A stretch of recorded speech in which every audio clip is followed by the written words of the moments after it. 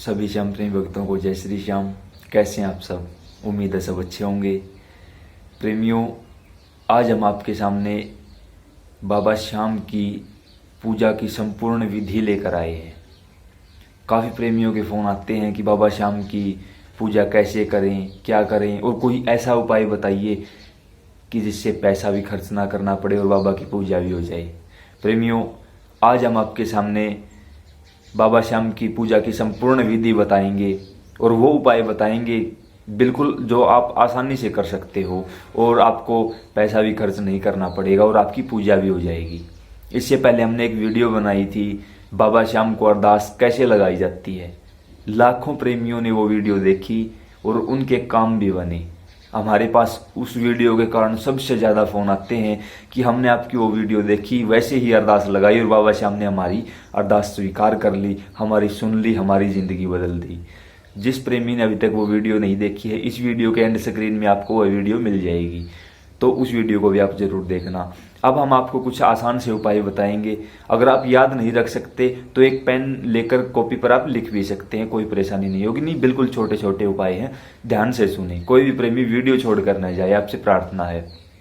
सबसे पहले एकादशी के दिन सुबह सुबह जल्दी उठें, स्नान आदि से निवृत्त होकर अगर आप मंदिर जा सकते हो दी बेस्ट है, इससे अच्छा कुछ नहीं हो सकता। अगर आप मंदिर नहीं जा सकते कोई परेशानी नहीं है, घर पर जहां बाबा की पूजा करते हो उस पूजा स्थान पर पहले झाड़ू लगाएं, फिर पोछा लगाएं, जरूरी है।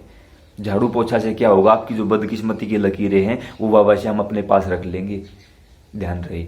उसके बाद जो मंदिर की अच्छी तरह से सफाई करें, ठीक है। उसके बाद आपका जो बैठने का स्थान है आपका, वो मोटा होना चाहिए, थोड़ा सा मोटा क्यों होना चाहिए? क्योंकि कोई भी चीज़ अगर हम ऊपर की ओर फेंकते हैं पृथ्वी से नीचे की तरफ खींच लेती है अपनी तरफ। उसी प्रकार हमारे पुण्य कर्म भी पृथ्वी धरती माता अपने अंदर ले लेती है। उसी वजह से कुछ संतों ने यह बताया है कि जो बैठने का आसन है वो जितना ज़्यादा मोटा होगा उतना बेनिफिट होगा। अगर किसी प्रेमी का ध्यान नहीं लगता हो तो जो बैठने का आसन है उस पर आप लाल कपड़ा बिछाएं। लाल कपड़े पर बैठोगे, ध्यान आसानी से लगेगा, मन नहीं भटकेगा आपका। उसके साथ साथ हम यहाँ सभी प्रेमियों से प्रार्थना करना चाहेंगे कि बाबा श्याम के साथ साथ श्री हनुमान जी महाराज की पूजा अवश्य करें। क्यों? क्योंकि श्री हनुमान जी महाराज अष्ट सिद्धि नवनिधि के दाता हैं। कोई शक्ति उनसे बड़ी नहीं और कोई काम ऐसा नहीं है जो वो ना कर सकते हों। और हर देवी देवता के साथ श्री हनुमान जी महाराज की पूजा अवश्य की जाती है। इसलिए आप भी अपने घर पर बाबा श्याम के साथ श्री हनुमान जी महाराज को विराजमान करवाएं, दोनों की पूजा करें। सबसे पहले आप बाबा के जोत जलाने का प्रबंध करें। हो सके तो मिट्टी के दिए रखें, 2 मिट्टी के दिए, क्योंकि श्री हनुमान जी महाराज भी साथ में विराजमान है। एकादशी है, द्वादशी है, मंगलवार है, कोई फर्क नहीं पड़ता, सभी एक हैं, ठीक है। 2 दिए जलाएं, मिट्टी के 2 दिए। जो दुकान से आपको बत्ती मिलती है हो सके तो उनका यूज ना करें। रुई जिसे हम कॉटन बोलते हैं वो आप घर पे ले आएं और अपने हाथों से बत्ती बनाएं और वो उसे यूज करें। कुछ प्रेमी कहते हैं कि क्या देसी घी की जोत जलाना जरूरी है? देखिए, हो सके तो गाय का घी लें, नहीं हो सके तो भैंस का घी लें, और अगर आप उसमें भी सक्षम नहीं है तो इतना सा घी जरूर ले लें कि आपके पास जो 2 बत्तियां हैं वो घी में परिपूर्ण हो जाएं। सिर्फ उनसे काम चल जाएगा, कोई परेशानी नहीं है। उन दोनों को रखो। उसके साथ आपके मंदिर परिसर में घंटी जरूर होनी चाहिए, घंटी, क्योंकि घंटी के बगैर और तुलसी दल के बगैर भगवान भोग नहीं लगाते। एक तुलसी का पत्ता रखें आप। ध्यान रहे, तुलसी का पत्ता रविवार के दिन यूज नहीं किया जाता। रविवार को ना तो तुलसी माता के सिर चरणों में पानी समर्पित किया जाता है, ना ही तुलसी दल को छेड़ा जाता है रविवार के दिन। ध्यान रहे इस बात का। अगर नहीं है आपके पास, अब उपलब्ध नहीं है कि आप तुलसी दल नहीं ले सकते तो कोई जरूरी नहीं है, कोई परेशानी नहीं है, भगवान समझते हैं आपकी बात को। घंटी जरूर होनी चाहिए, छोटी सी घंटी, जिसे आप अपने मंदिर परिसर में आसानी से रख सकते हैं। फिर क्या करें, पहले दिया जलाएं। आपके सबसे पहले दिया जलाकर एक हाथ से घंटी बजती रहे और दूसरे हाथ से ज्योत प्रज्वलित करें, क्योंकि जब तक घंटी नहीं बजेगी जो आपके सामने प्रतिमा है वो जागृत रूप में नहीं आएगी। घंटी बजाओ, दिया जलाओ, उस समय आपके सामने बाबा श्याम और हनुमान जी महाराज जागृत रूप में प्रकट हो चुके होंगे। फिर आप बाबा के श्री चरणों में पुष्प अर्पित करो, अगर आपके पास है तो, नहीं है कोई ज़रूरी नहीं है। उसके बाद मान के चलो एकादशी है, आपने व्रत रखा है तो कोई प्रॉब्लम नहीं है, 2 केले दोनों के चरणों में अर्पित करो। घंटी बजती रहनी चाहिए, दूसरे हाथ से आप काम कर सकते हो, यह ना समझे कि यह उल्टा हाथ है, नहीं, ऐसी कोई सिचुएशन नहीं होगी। 2 केले भगवान के चरणों में अर्पित करें और कहें कि हे बाबा श्याम, हे हनुमान जी महाराज, इस पावन पवित्र एकादशी के पवित्र पर्व पर हमारे घर में पधारें और यह केले का भोग स्वीकार करें। भगवान अवश्य भोग स्वीकार करेंगे आपका। जो प्रेमी व्रत करते हैं, व्रत रख सकते हो वो व्रत रखें, नहीं रख सकते हो कोई ज़रूरी नहीं है, कोई प्रॉब्लम नहीं आएगी आपको, सब कुछ अच्छे से होगा। अगर आपके पास धूप है, धूप तो आप धूप प्रज्वलित कर सकते हैं, नहीं है तो इसमें भी परेशानी नहीं है। और धूप अगर आप यूज भी करते हो तो हमारी पर्सनल राय है कि जो डंडी वाली धूप आती है ना, उसे मत लें। जो सीधी धूप आती है जिसे हम हाथ से तैयार करते हैं उसे ले। और अगर आप घर पर तैयार कर सकते हो तो जैसे हवन सामग्री आती है ना दुकान से, वो लेकर आए और फिर घर पर ही उसमें घी डालकर, कुछ और चीज़ें होती है उसे डालकर तैयार करें और फिर उसे, जिसे हम अग्नि पर डालकर धूप देते हैं ना, वैसी धूप दें। फिर आपके घर में देखना कितनी पॉजिटिव एनर्जी आएगी, बहुत ज़्यादा फर्क होगा। फिर आपको जो ये आर्टिफिशियल धूप होती है इसे लेकर आने की कोई ज़रूरत ही नहीं होगी, अगर आप ऐसा कर सकते हैं तो। अब आपके पास फूल भी हैं, दीप भी है, धूप भी है, घंटी भी है, तुलसी दल भी है, आपने भगवान को भोग भी लगा दिया है, अब आपकी पूजा संपन्न हुई, ठीक है, कोई परेशानी नहीं होगी। उसके साथ आप एक साफ स्वच्छ जल का लोटा रख ले वहाँ पे, ध्यान रहे गंगा जल न हो। बाबा श्याम के लिए गंगा जल यूज नहीं किया जा सकता। अगर आपके पास यमुना जल है अच्छी बात है, नहीं है तो आप सादे पानी से काम चला सकते हैं, कोई परेशानी नहीं होगी आपको, सादे पानी से काम चलाएं। अब मान के चलो यह तो है एकादशी का। ध्यान रहे प्रेमियों, ध्यान रहे, एकादशी के दिन चावल या खीर का भोग नहीं लगता। ध्यान रहे, कोई भी प्रेमी एकादशी के दिन चावल या खीर न बनाए अपने घर पर और न ही कहीं पर इसका भोग लगाए, ठीक है। आप व्रत करें या न करें, चावल या खीर का भोग नहीं लगता। दूसरी बात, प्रेमियों का सवाल होते हैं कि हम बाबा को क्या भोग लगाएं। सबसे बड़ी बात है कि आप घर में जो भी खाते हो वही भोग बाबा को लगा दो। अगर आप कुछ स्पेशल लगाना चाहते हो तो एकादशी के दिन केले का भोग लगा दो, द्वादशी के दिन खिचड़ी का भोग बाबा को लगा दो। खिचड़ी बाजरे की भी हो सकती है, मूंग चावल की भी हो सकती है, जो भी आपकी इच्छा हो वही भोग बाबा को लगा दो, कोई परेशानी नहीं होगी। जो प्रेमी आप यह पूजा सुबह के समय भी कर सकते हैं, शाम के समय भी कर सकते हैं, कोई परेशानी नहीं होगी। सुबह एकादशी द्वादशी को सुबह करें पूजा, बाकी आप शाम को कर सकते हैं। अब हजारों प्रेमी ऐसे हैं जो शाम को बाबा की जोत जलाते हैं, वो क्या करें? तो देखिए कोई परेशानी नहीं है, आप शाम को भी जलाएं, अच्छी बात है। घर से नेगेटिव एनर्जी दूर होगी, बाबा श्याम हर समय आपके साथ रहेंगे। उसके लिए आपको क्या करना होगा, मान के चलो आप शाम के समय बाबा की जोत करते हो, 2 जोत करें, घंटी बजाएं, तुलसी दल साथ में हो। अगर आप भोग नहीं लगाते तो तुलसी दल की कोई आवश्यकता नहीं है। उसके बाद अगर आप भोग लगाते हो, जैसे द्वादशी का भोग लगाना हमें, एकादशी को तो हमने फल चढ़ा दिया बाबा को, द्वादशी का भोग कैसे लगाएं? द्वादशी के दिन वो सभी चीज़ें जो हमने पहले बताई हैं वो ही ले लें। उसके साथ साथ आप क्या करें, मान के चलो आपने खिचड़ी बनाई है बाबा के लिए, तो गोबर का जो उपला होता है, अगर गाय का गोबर है तो बहुत अच्छी बात है, नहीं आप भैंस के उपले से यूज कर सकते हैं। जो बिल्कुल तैयार हो चुका है, आपको दिखाई देंगे भगवान, दिखाई देंगे। कैसे देंगे?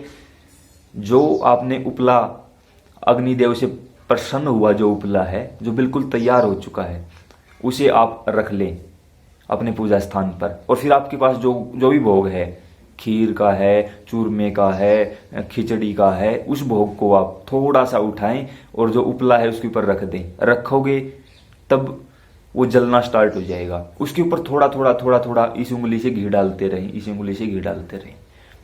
जब घी डालते रहोगे तब जो आपने रखा है वो अच्छी तरह से पककर तैयार हो जाएगा।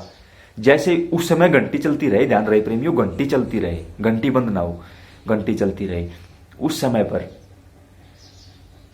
जो आपने सामने दीपक जलाए हैं, उस दीपक की लो की वजह से आपने जो खिचड़ी या चूरमा रखा है, भगवान उसका भोग लगा लेंगे तुरंत। आप देखोगे अपनी आंखों के सामने, देखोगे वो उपला प्रज्वलित हो जाएगा, दोबारा से जल उठेगा।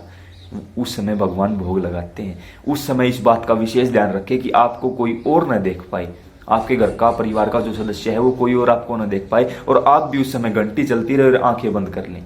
ठीक है, आंखें बंद कर लें, केवल 1 से 1.5 मिनट के लिए अपनी आंखें बंद कर लें, क्योंकि भगवान भोग लगा रहे हैं और आपको पता है जब भोग लगता है तब पर्दा किया जाता है, आप वहां से उठ नहीं सकते, कोई परेशानी नहीं है, आप आंखें बंद कर लें और यही सुमरन चलता रहे, मेरे श्याम मेरे हनुमान भोग लगाइए, भगवान भोग लगाइए, भोग लगाइए। भगवान हर हाल में भोग लगाते हैं। उसके बाद अपनी आंखें खोलें और आपके पास जो भी है, अगर आपके पास आप सामर्थ्यवान है कि कोई प्रसाद लेकर आना चाहते हैं किसी भी चीज़ का, तो आप बिल्कुल लेकर आ सकते हैं, कोई परेशानी नहीं होगी आपको। हम तो आपको वो उपाय बताते हैं जो आप बिल्कुल फ्री ऑफ कॉस्ट घर पर ही कर सकते हैं। उसके साथ साथ अब आप सोचेंगे कि उस उपले का क्या होगा। देखिए, जो प्रेमी हर रोज बाबा की सेवा करते हैं उनके लिए दी बेस्ट उपाय है, जो आपके पास उपला है उसे आप एक पात्र में डालकर वहीं पूजा स्थान पर रख लें। दूसरी बात, सबसे जरूरी बात, हजारों प्रेमियों के फोन आते हैं कि हमारे घर में नेगेटिव एनर्जी है, भूत प्रेत का साया है, ये है वो है, उससे निजात दिलाएंगी आपको ये चीजें। घर में सिंदूर का होना अति आवश्यक है, और वो सिंदूर कोई और सिंदूर नहीं, श्री हनुमान जी महाराज के दरबार से लाया हुआ होना चाहिए, सालासर से लाया हुआ होना चाहिए। उसे आप वहां अपने पूजा स्थान पर रखें। फिर क्या करें, आपने सारा काम कंप्लीट कर दिया। अब जो आपके पास उपला है उसे आप एक पात्र में रख दिया, सिंदूर है उसे एक पात्र में रख दिया। अब छोटी छोटी पीतल की लुटिया, तांबे की लुटिया आती हैं, पीतल की, तांबे की, जो भी आपकी सामर्थ्य हो, उसमें आप स्वच्छ जल भरकर रखते हो। उस जल में इन 3 उंगलियों से, 2 बीच वाली अंगूठे से थोड़ा सा जो राख है उपले की उसे उठाओ, पानी में डाल दो, थोड़ा सा सिंदूर उठाओ, पानी में डाल दो, दोनों चीज आपने पानी में डाल दी। उस समय आप श्री श्याम आरती, श्री श्याम चालीसा, हनुमान आरती, हनुमान चालीसा, जो भी आपको आता है उसका पाठ जारी रखें। फिर जैसे आपने देखा होगा हवन यज्ञ में जो ब्राह्मण देवता होते हैं वो क्या करते हैं, घास के 8-10 दिन के एक साथ एकत्रित करते हैं और उनसे जल का छींटा देते हैं। अगर आप वह कर सकते हो तो दी बेस्ट है। अगर आप ऐसा नहीं कर सकते तो जो ये उंगली है, ये उंगली, इस उंगली को आप पानी में डालें और इसी जल का छींटा करें। वहीं से स्टार्ट कर दें जहां से आपका पूजा स्थान है। पूजा की बाद की बात है ये, जब आपने घी की जोत प्रज्वलित कर दी उसकी बाद की बात है। हो सके तो सायंकाल के समय किया करो।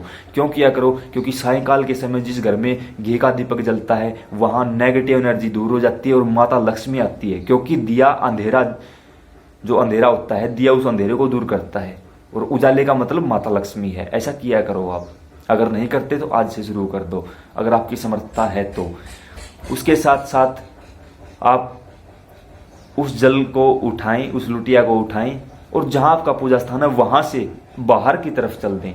इस तरीके से चलें कि वापस आपको घर के अंदर नहीं आना है। घर के हर कोने कोने में इस उंगली से जल का छींटा दें, कोने कोने में।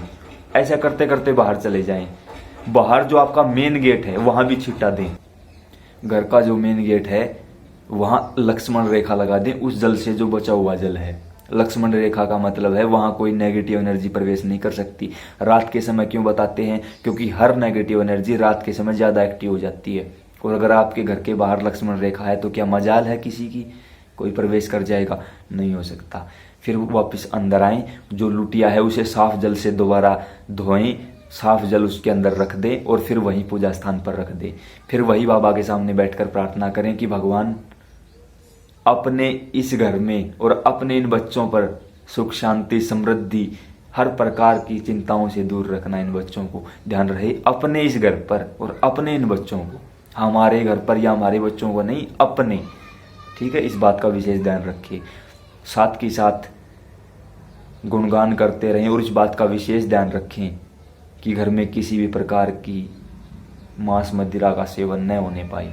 और जिस घर में यह होता है तो जो प्रेमी बाबा की सेवा करते हो वो उस दूसरे प्रेमी के संपर्क में न आए। इस बात का विशेष ध्यान रखें। पूजा अलग होनी चाहिए, पूजा का स्थान अलग होना चाहिए। जरूरी नहीं कि आप बहुत बड़ा मंदिर बनवाओगे घर में, नहीं। अगर आपके पास बिल्कुल थोड़ा सा स्थान है, बाबा की सिर्फ प्रतिमा रखी जा सकती हैं, तो सिर्फ उन्हीं को विराजमान करवाओ, वही मंदिर बन जाएगा। वही बाबा श्याम, वही हनुमान जी महाराज विराजमान रहेंगे। अब मोरछड़ी आपके घर में अगर विराजमान है तो क्या करें? परिवार के सभी सदस्यों को बुला लें और उन्हें झाड़ा दें। पूजा के बाद झाड़ा दें। बाबा से बोले बाबा तू जाने तेरा काम, 3 बार झाड़ा दे एक प्रेमी को, सभी को साथ बैठाकर आप झाड़ा दे सकते हो। अगर किसी भी प्रेमी को परेशानी है तो उसे आप स्पेशल झाड़ा दें, बाबा तू जाने तेरा काम। यह ना सोचे कि मैं झाड़ा दे रहा हूँ, नहीं, यह सोचें कि अब हम बाबा के मंदिर में खड़े हैं और पुजारी जी ही झाड़ा दे रहे हैं। मोरछड़ी का वह झाड़ा ऐसा काम करेगा कि आप खुद भी नहीं सोच पाओगे। जिन प्रेमियों को यह नहीं पता कि मोरछड़ी कहाँ से लेकर आएँ, कैसे लेकर आएँ, बाबा श्याम उसमें कैसे विराजमान होंगे, उसके लिए भी हमने वीडियो बना रखी है। नीचे डिस्क्रिप्शन में और एंड स्क्रीन के रूप में भी आपको वो वीडियो मिल जाएगी। उस वीडियो को भी आप सभी प्रेमी जरूर देखना। यह बाबा श्याम की संपूर्ण विधि है। हमने एकादशी की भी, द्वादशी की भी और अन्य दिनों की भी तीनों पूजा विधि बताई है, और आपको कोई पैसा नहीं खर्च करना पड़ेगा। जो चीज़ आपको बताई है सभी के सभी आपको मिल जाएंगी, बस शर्त है आप इस वीडियो को समय दें। और अगर आपको लगता है कि यह जानकारी अच्छी है तो इसे अन्य प्रेमियों के साथ, ज़्यादा नहीं कर सकते तो अपने परिवार के साथ, अपने रिश्तेदारों के साथ और अपने दोस्तों के साथ ज़रूर शेयर करें इस चीज़ को। क्या पता आपकी एक शेयरिंग की वजह से किसी प्रेमी की ज़िंदगी बदल जाए। बाबा श्याम आपके घर आ लेंगे अगर किसी एक प्रेमी की ज़िंदगी आपने बदल दी तो। प्रेमियों, उम्मीद करते हैं आपको ये वीडियो अच्छी लगी होगी। जल्द ही अगली वीडियो के साथ मिलते हैं, वहाँ भी आपको कोई ऐसी ही रोचक जानकारी देंगे। अगर अब भी आपका कोई सवाल है तो नीचे कमेंट बॉक्स में करें, या हमने नीचे अपना नंबर भी दिया है डिस्क्रिप्शन में, आप हमें फ़ोन कर सकते हैं। जय श्री श्याम।